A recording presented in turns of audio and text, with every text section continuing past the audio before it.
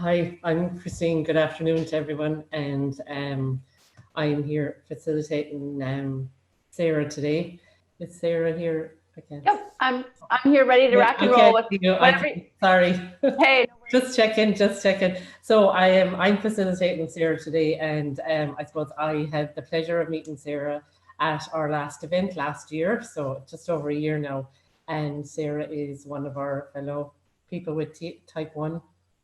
And she has a huge wealth of knowledge and experience, I suppose, both personally and through the work that she does. And so she was also she is our part of our organising team. So she very much helped and put in all the hard work to get this day put together and up and running.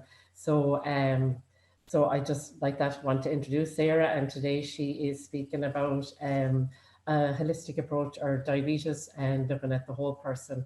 So I'll hand you over to Sarah, and just again, in the Q&A, we would appreciate any questions to go into the Q&A, and we can facilitate them back to Sarah. So thank you very much. Yeah, thanks so much, Christine, for that awesome little intro there. Ken, I'm not seeing the slides up on the screen there. I'm not sure if you're able to help get those up there for folks to see. Nope, just gonna hit the button now. Okay, yeah. Perfect. All right, awesome. So let me get back to my little bit here so I can do that.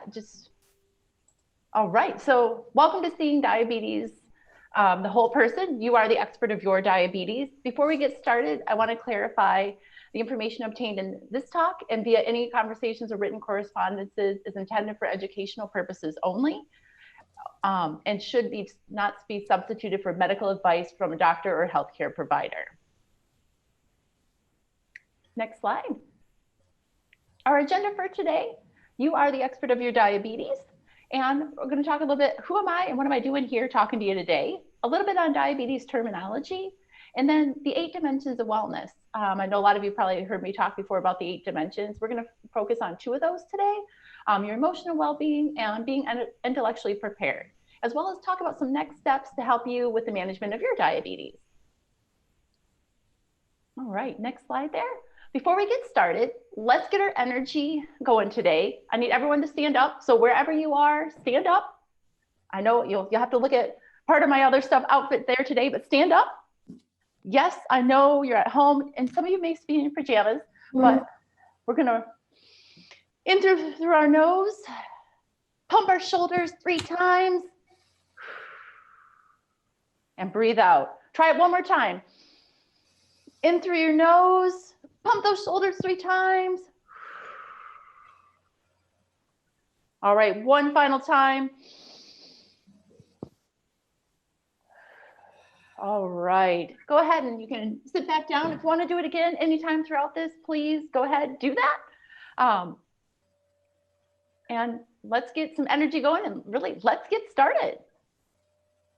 All right, next slide there. So hello, my name is Sara Lasker. I'm originally from Traverse City, Michigan in the United States. Traverse City is the cherry capital of the world. If you looked at a map of the United States and saw the state that looks like a mitten, Traverse City is right about here by the pinky finger.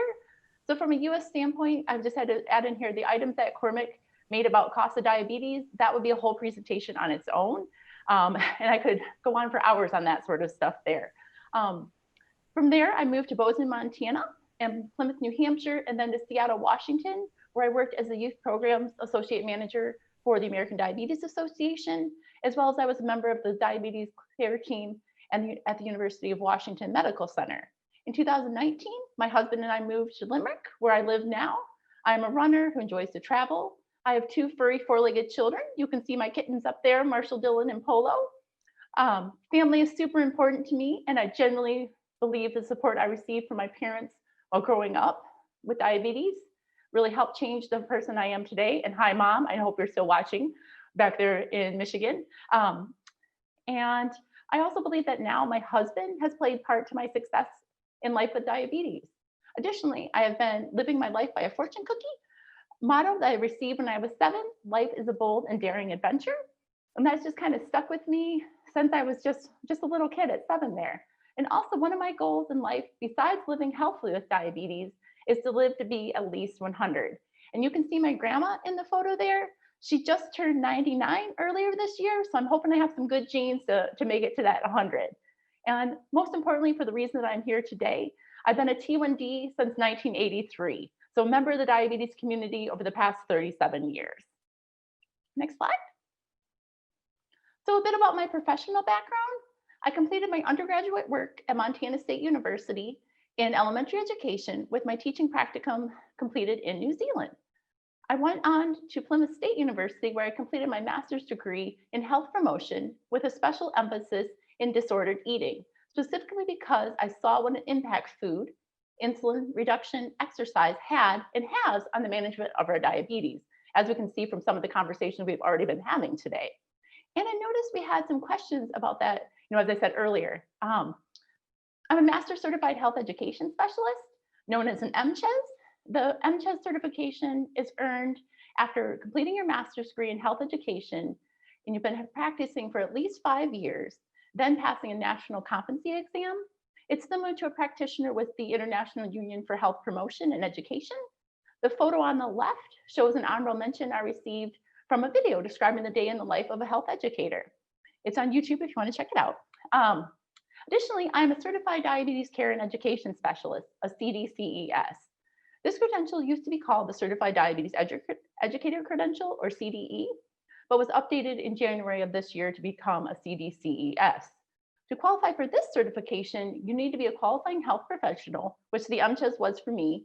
Then you need to work or volunteer in a diabetes capacity for at least 2 years, while providing over 1,000 diabetes educational hours and complete 15 continuing education hours in diabetes before you can sit for the exam, which you must pass the exam to actually receive the credential.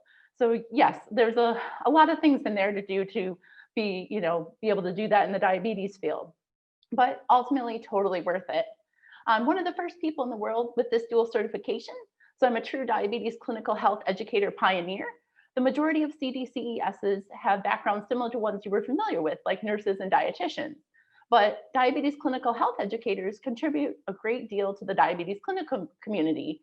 And I won't be surprised, as we're talking some of those advocacy things, how can we get more people involved? We can also look at, those things that Cormac was talking about there.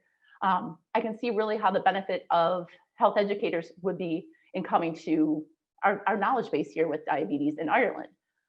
When it comes to experience with diabetes, I've had a ton over the last 37 years and wasn't even sure where to start. I've included a few of those up there for my experiences, with the most recent being a children's book called Ben Makes Changes, which is a book about how a child with prediabetes works to prevent type 2 diabetes. My niece and nephews from the previous slide were the illustrators for it, and you can check it out on Amazon if you're interested. Next slide there. All right, have you ever thought about the words associated with diabetes? In study after study, people with diabetes express a desire to be perceived as persons, not illnesses, and suggest providers who focus exclusively on medical problem solving, often leave them feeling reduced to their disease. Before we get started, I just wanted to say, I believe being called a diabetic reduces me to my disease. I'd prefer to be called a person with diabetes. I saw in our chat board, a lot of us use PWD. However, earlier this year, I was on a business call with a group out of Cork, and one of the participants used the PWD terminology. I was ecstatic to learn there was another person with diabetes on the call. I did a quick reach out and learned she did not have diabetes. You're probably thinking, what? She used PWD. And I will admit at first too, I was at kind of a loss. Then why did she say she was a PW if she was not a person with diabetes?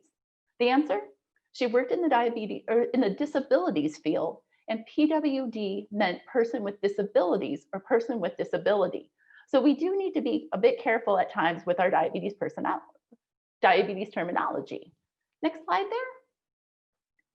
Let's start with a basic understanding of the 8 dimensions of wellness. You are the expert of your diabetes is truly something I believe, because having diabetes is like having a full-time job. And as Stephen mentioned earlier today, and many of us know, it is so much more than just checking your blood sugar, injecting some insulin, and eating some food. It affects all aspects of our lives. And there's always so much information out there, it can become overwhelming to find what works best for you, because what works best for you may not work best for me, which may not work best for someone else. So it is really truly individualized. And stress is a big thing that plays on blood sugars. And with everything that's been going on lately, our stress levels have risen. But there are some ways to find balance. Let's start by talking about the 8 dimensions of wellness. And wellness is not the absence of illness or stress. It is the state of being in good health, finding harmony and balance within each area. So the 8 dimensions of wellness are occupational, social, so developing a sense of connection, belonging, and a well-developed support system. Thanks to Thriveabetes for this one.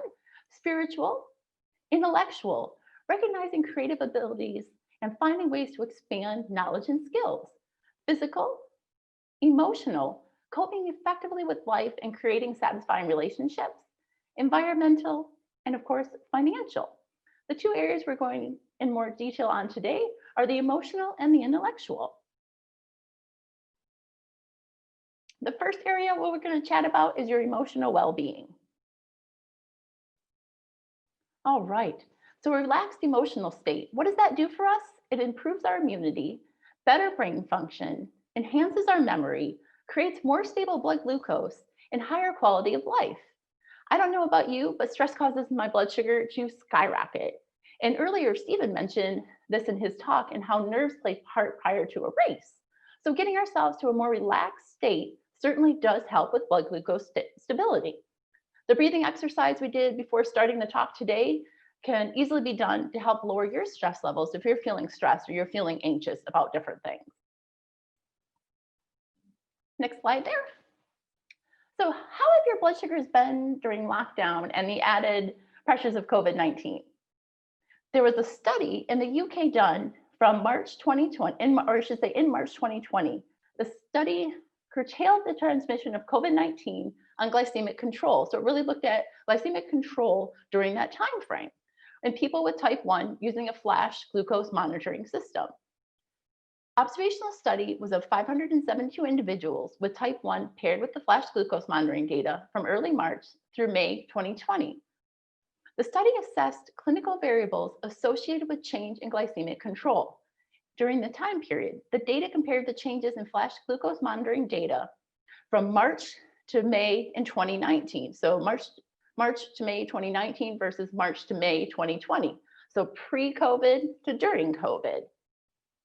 In 2020, confirming that the differences, obviously confirming the differences were specific to 2020, the study showed the percentage of time in range increased between March and May 2020, with associated improvements in standard deviation of glucose as compared to 2019 data during the same time period. Lockdown was not associated with a significant deterioration in glycemic control in people with type 1 diabetes using flash glucose monitoring. However, somewhat not surprising is that the socioeconomic deprivation, and social deprivation is defined as reduction of prevention or culturally normal interaction between an individual and the rest of society, meaning being able to go out and interact with people versus being in lockdown, was a predictor in time in range during lockdown. Socioeconomic deprivation appeared to increase the risk of decline in glycemic control. So demonstrating that our emotional health was not as strong, thus confirming the importance of looking at more than just blood sugars to determine diabetes control is essential to overall health with diabetes. Next slide there.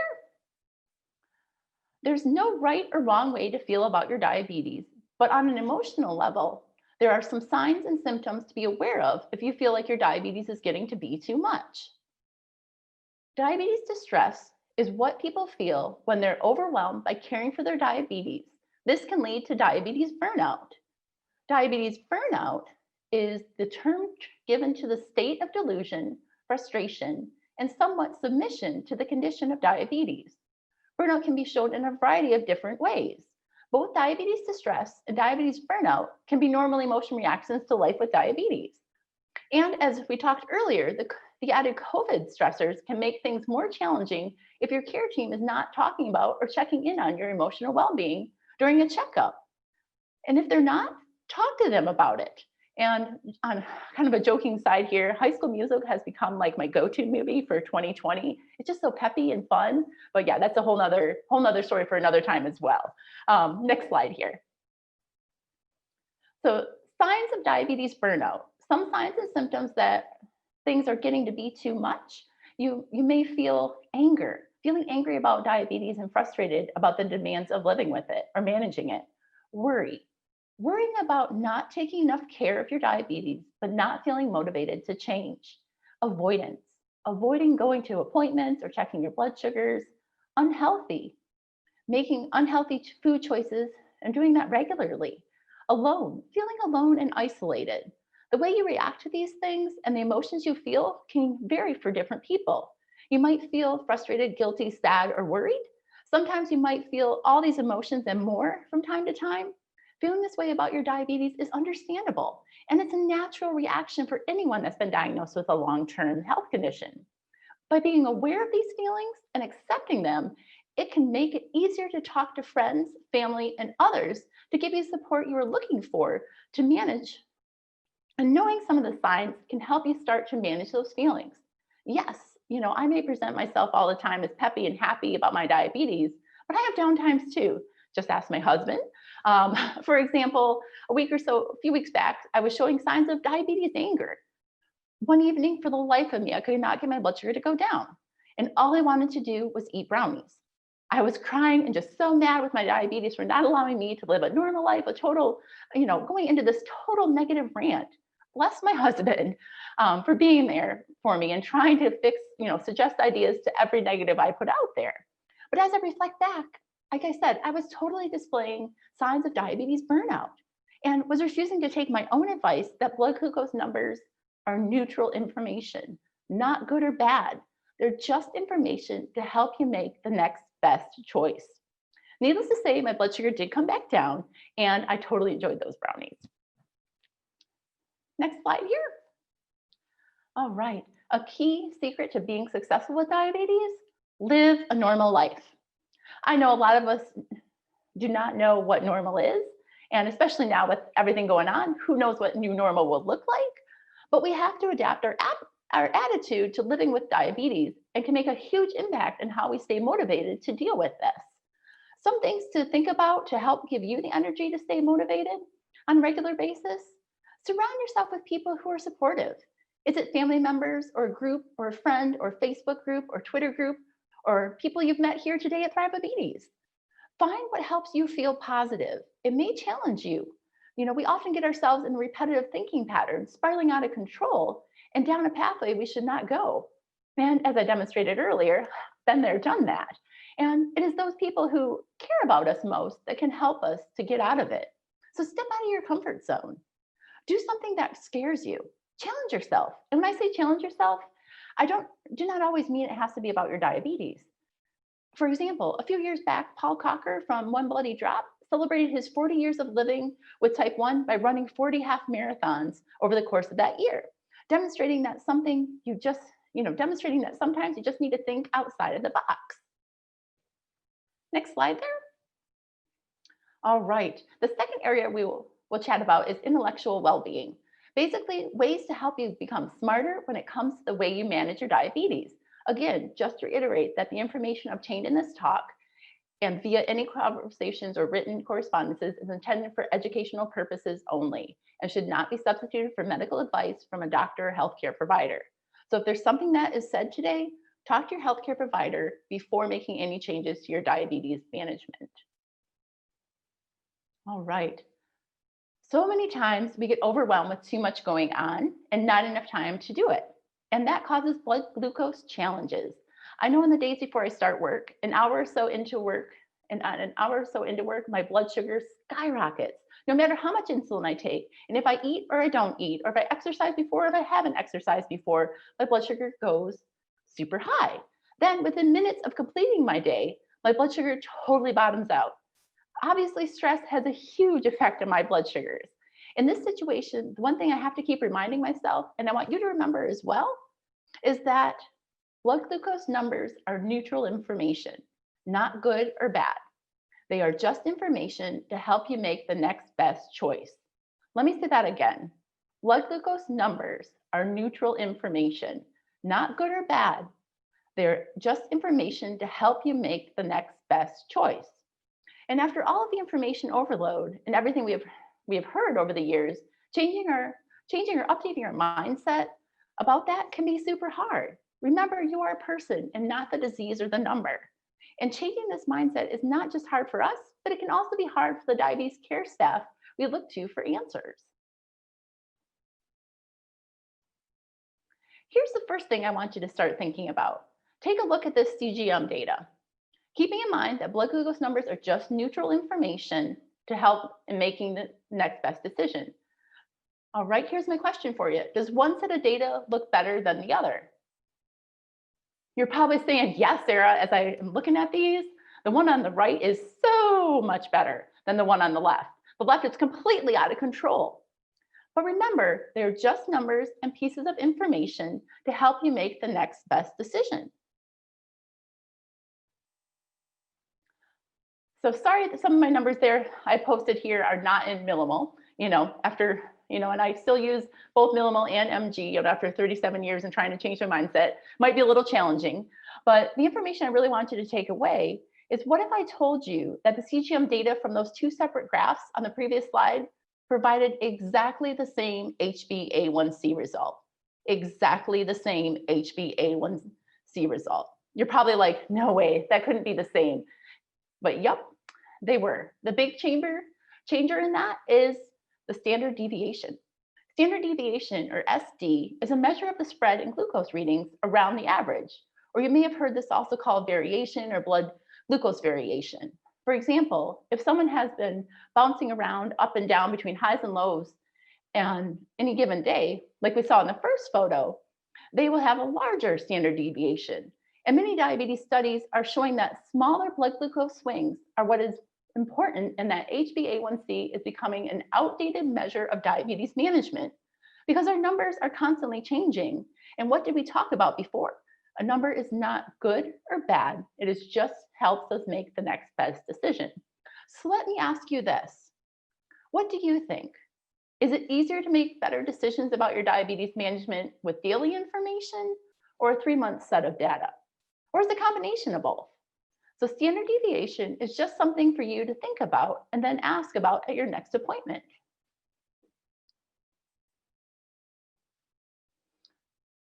All right, the role of the practitioner, next one there, please.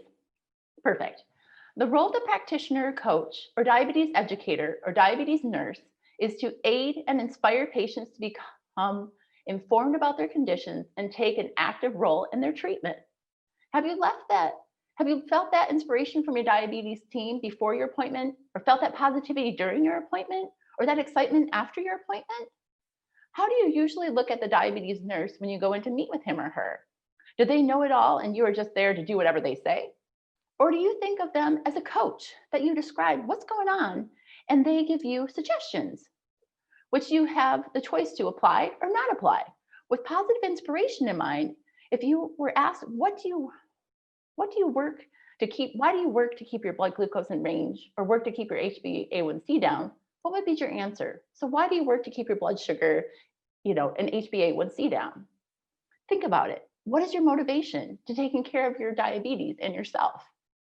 For me personally, I saw the movie Steel Magnolias at too young of an age, and it scared me, quote unquote, scared me into taking care of myself.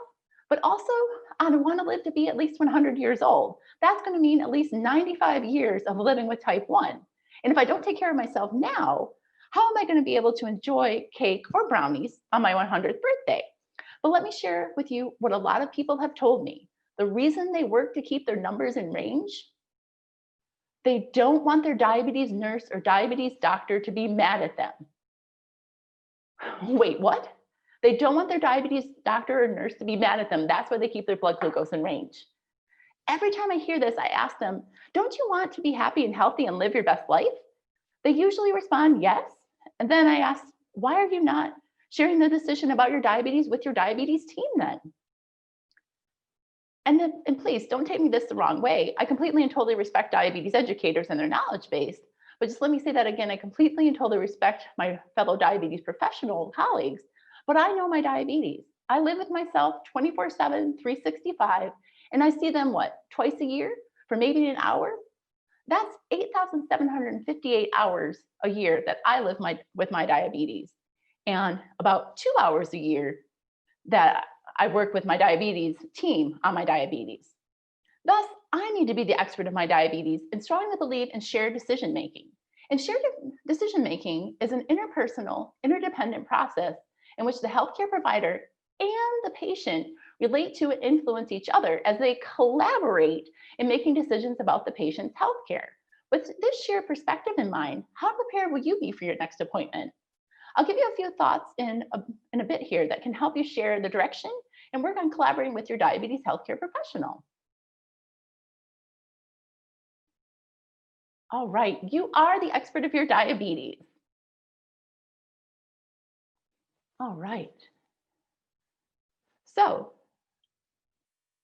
as I previously mentioned, you spend 24/7, 365 with your diabetes. That's 8,760 hours a year. And only about 2 of those hours a year is with your diabetes team. So it's important that you advocate for yourself and help your team to understand the challenges you feel from your diabetes management to help them understand your perspective so a stronger foundation for collaboration can take place. Because you are that expert of your diabetes, you need to help begin that conversation. So you need to know what you want to get out of your diabetes appointment. So what do you want to get out of your diabetes appointment? Diabetes affects all aspects of our lives, and it affects us all a little bit differently. Thus touches on more than just the number on the glucose meter or CGM. It is, one of those things that, we want to get out of our, we want to get out of our appointments. Is it for you? Is it a better HbA1c? Is it a prescription? Is it better sleep? Is it softer skills related to diabetes management or the latest research? What is it? Really think about before you go into that next appointment. What are you really looking for out of that appointment? We all have different things we are wanting, and if we do not express those and share those, we are doing a disservice not just to ourselves, but to the members of our team who help support us. All right, next slide there. You've been given a few more tools to think about when it comes to the management of your diabetes. Standard deviation versus HbA1c, looking at your emotions and how they affect your numbers, the latest research versus the same old thing, not looking at the numbers as good or bad, but just information to help you make the next best choice. But ultimately, your diabetes is your responsibility. So at your next appointment, take the lead. If your provider suggests something you know is not going to work for you, tell them. Or if you have more questions about it, ask them. Just because they suggest something, it does not mean you have to do it. Know what works best for you and advocate for yourself. Yes, I know speaking up can be a challenge, but like anything, practice makes perfect. Start small. Create one specific goal that you want for your life with diabetes and talk to your diabetes care team about it. If you need to, before your appointment, practice what you want to say in the front of the mirror or write it down in a notebook you take with you to your appointment. And that's actually what I do. I had my appointment especially now that it was, done via phone. I wrote out specifically what I wanted and what I wanted to share and what the needs were that I wanted to achieve within my last appointment. And last month, I met with my new diabetes doctor. And for that appointment, I had everything written in my day planner. So I was prepared with everything I wanted to get out of my appointment. Yes, this may be something new and it can be hard, but if you take those 2 to 3 deep breaths, like the ones we did at the beginning to get in the right mindset, and then practice exactly what you want to say, you can do it. Thus, I really encourage you to take the lead at your next appointment. So often we think the medical staff knows everything about us, but they do not. And if we don't share our needs, that opportunity for collaboration is not possible. Ask questions. If you want to learn more about something you have read about or heard about in a diabetes group, ask about it. Don't get me wrong. Yes, your diabetes team have read cases and have, had other patients with similar challenges that they can give you advice on. But because you know yourself best, it is up to you to take that advice and apply it accordingly, because you are the expert of your diabetes. So when things are not going the way you had hoped, step back, reflect, take a deep breath, and say what you need to say. And apply items appropriately to your situation. Remember, you spend 8,760 hours a year with your diabetes, thus making you the expert of your diabetes. All right, next slide there, please. Want to know the biggest secret to a successful life with diabetes? Live the life you want. Yes, that is easier said than done, especially now, but what are the things you need to stay motivated, in a motivated mindset with your diabetes? Is it surrounding yourself with people who are supportive? Stepping out of your comfort zone? Doing something that scares you?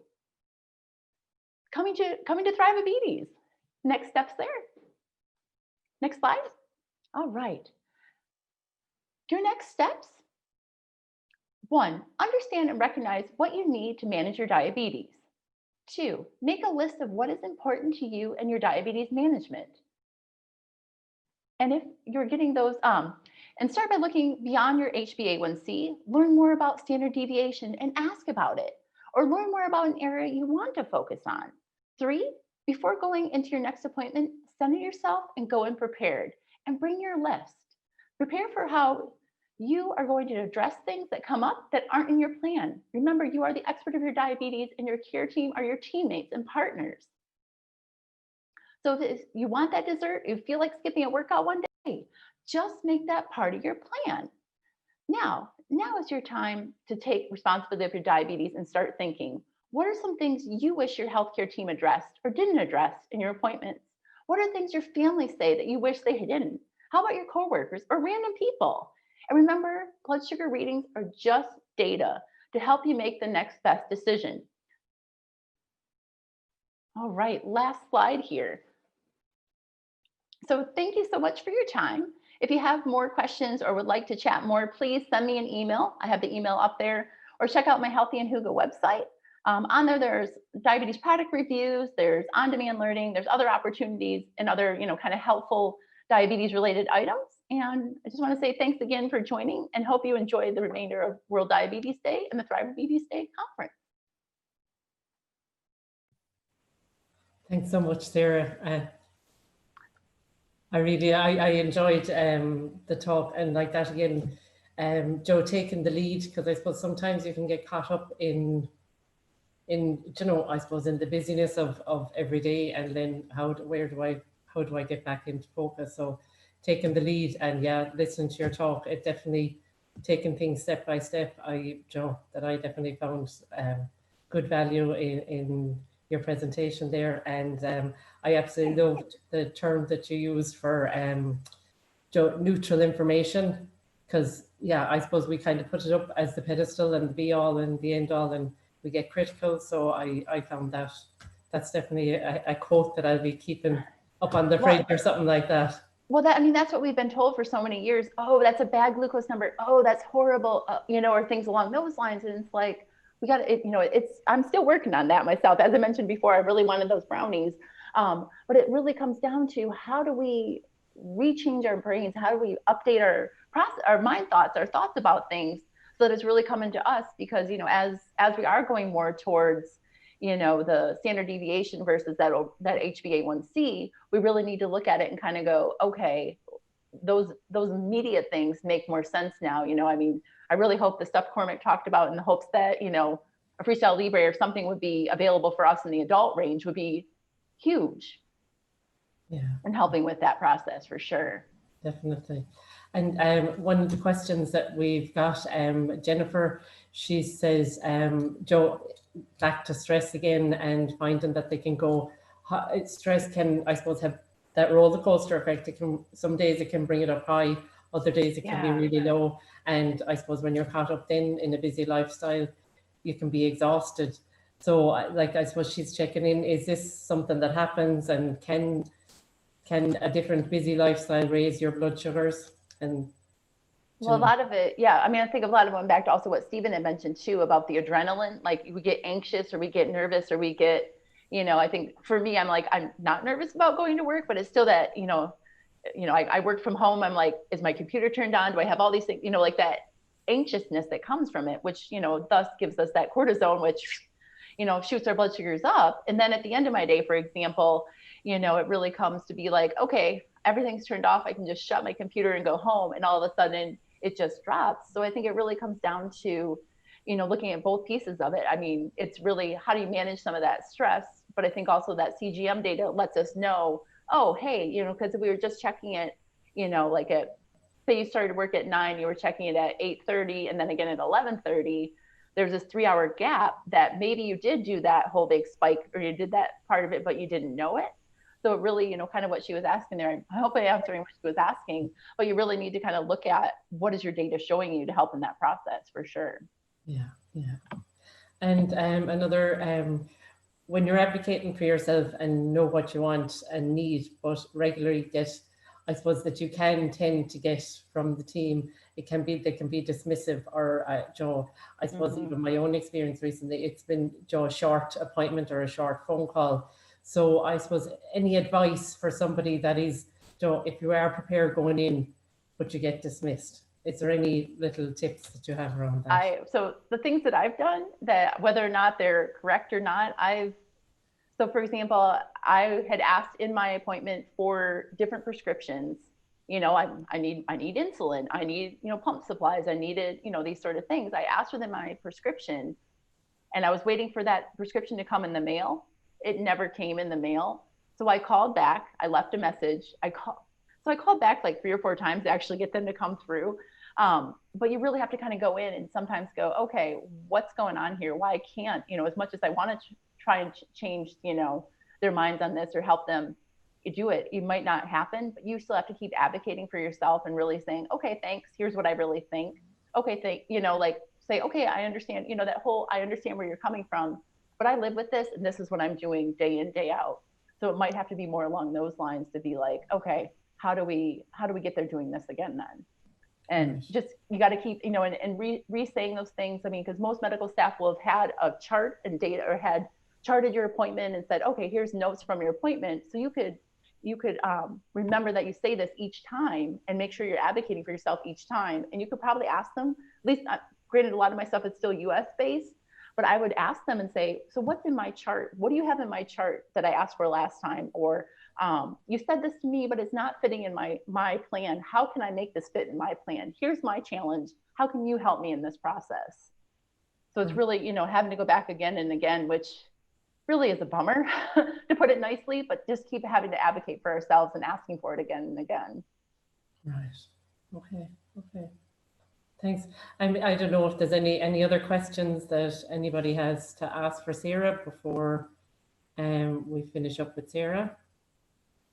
And just a side note for when we're finishing up this evening, that there may be there'll be another Zoom link at the end for maybe a social aspect, like Thriveabetes in the evening, for a bit of social interaction after the fact, if anybody's interested. So you'll be getting another link or a message about a link. Yeah, and I was just noticing here that someone had said, unfortunately, people with diabetes or strong advocates for themselves are often seen or labeled as difficult by healthcare professionals. And, you know, I saw someone else there say, yeah, we need to maybe change up. You know, if we're strong for ourselves, we're trying to live our best lives. And if that's the way they see us, then they obviously don't know us, because how many hours a day or how many hours a year are we with us versus them with us? And it shouldn't be an us, them. It should really be that collaboration. How can we bring that collaboration together?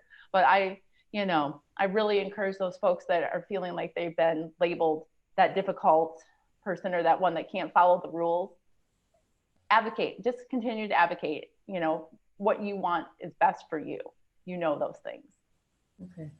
All right. Okay. Thanks very much, Sarah. Yeah, thank you for having me on today.